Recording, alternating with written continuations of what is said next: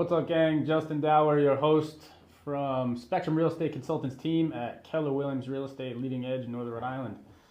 Back with the video series, You Don't Need No Stinkin' Realtor to Sell Your House, Kid. This is the first episode of segment one. Segment one, if you recall, is about pricing your property appropriately in today's market. And episode one, if you remember, the intro was all about macroeconomics or wider market trends, all the stuff that's going on in the world and everywhere in capital markets that affect how your home should be priced and will be sold.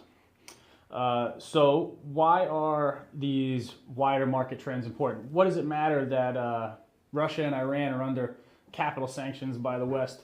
What does it matter that Germany's freezing because they haven't got enough gas? What does it matter that we had a recent COVID pandemic that shook up the entire housing market all over the planet? How does all this affect your home and why is it important? Local markets are much more detailed, and we can get a little bit more specific and granular with how we need to price a property for a local market. But the planet, the entire housing market of planet Earth is a market unto itself, and the ebb and flow of money and how money moves around the planet is actually a really big part of how you need to think about pricing your home. So let's think about some very commonly known concepts to wrap our head around this. So let's talk about that COVID pandemic. We know that because of lockdowns and the eventual near eradication of office culture, people started to move away from cities as a rule. Obviously, there are exceptions to every rule, and this did not happen every time, everywhere. But as a trend, which is what we're talking about today, people were moving away from centers of population density to places of less density, suburbia, and further out. People wanted more space. They were now working from home rather than in an office, so their domicile now needed to also encompass a place where they can work quietly away from the rigors and volume of some folks' home life. So this pushed wide market trends toward population less dense areas. So there were housing booms in a lot of places. We know that the south of the United States experienced some big housing booms. Florida, Texas, places like this, Tennessee, they built a heck of a lot of homes very quickly to accommodate what was before then really unimaginable flow of people and demand for housing into those areas.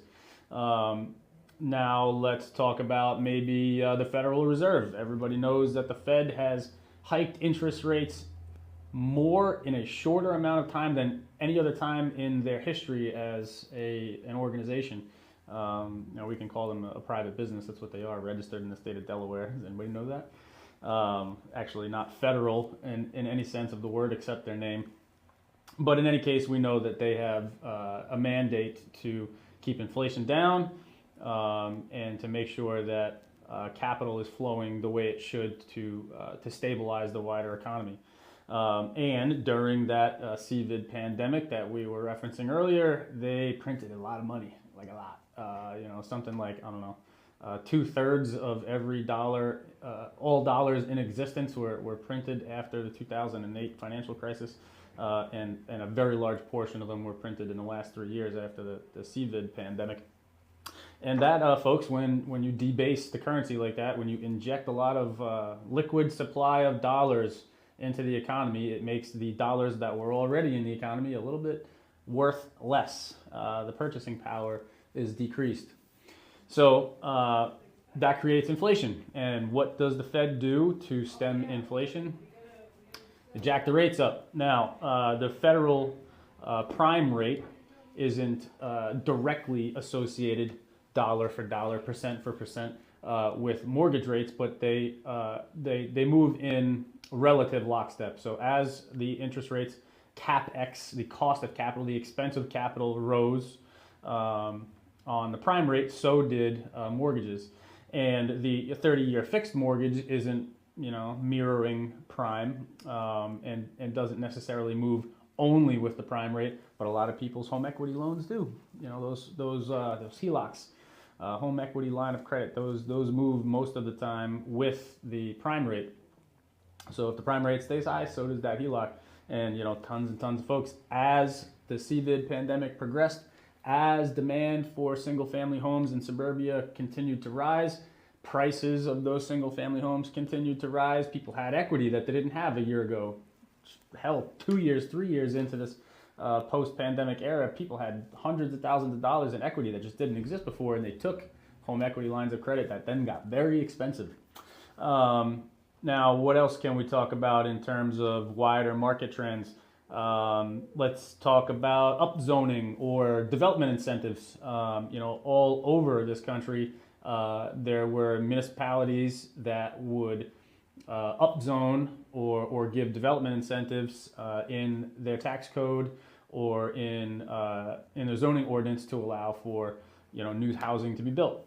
This will affect the wider market. If places like Florida and Texas and Tennessee are having housing booms and people are moving away from other localities to those places, it will affect the demand in the places where people are leaving.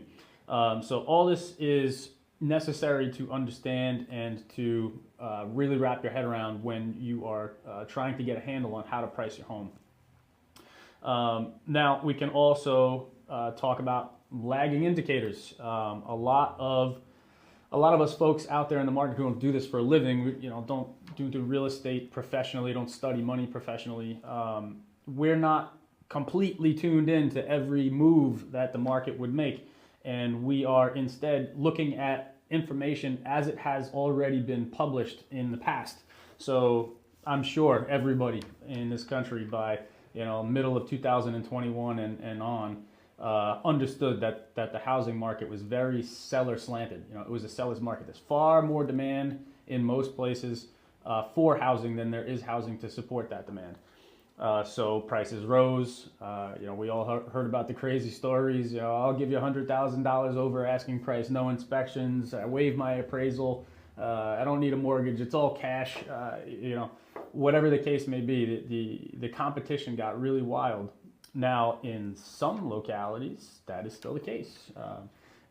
Here I sit in Lincoln, Rhode Island, and today the demand is still very strong for just about every home that hits the market. There's going to be multiple offers, maybe over asking price if you've done your pricing correctly, among other competitive characteristics of a bid.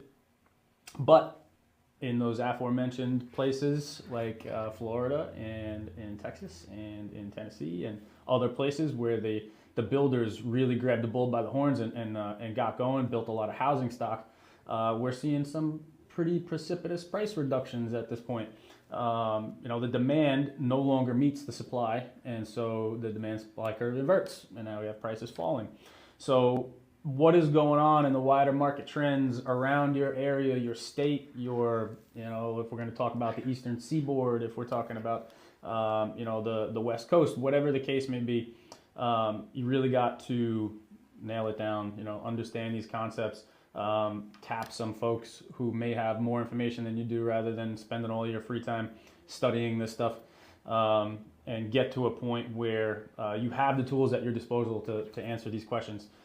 If you want to get a little bit more granular and up to date on your lagging indicators, you can go to your state's MLS. Ask a realtor. Hey, can you pull some comps for me? Generally speaking, we're into doing that for you. We like to be helpful, even if you're not going to use us later on in the sale. Maybe you think of us one day. We get a referral maybe. Your Zillows of the world, your Trulias, spend some time understanding the wider market trends in the country. Now we need to get very specific. In the next episode, we're going to look at the unique features of your home, which ones are very important to you and are also very important to a potential buyer, and which ones are not. We as homeowners, we all have very high opinions of our homes most of the time and the work that we have put into them. And some buyers will see the value in all that work that's been done. Some of them may not, and we're going to find out a little bit more about that in the next video. If you like the content that you have been seeing so far, don't forget to like and subscribe, and I'll see you guys on the next one. Peace.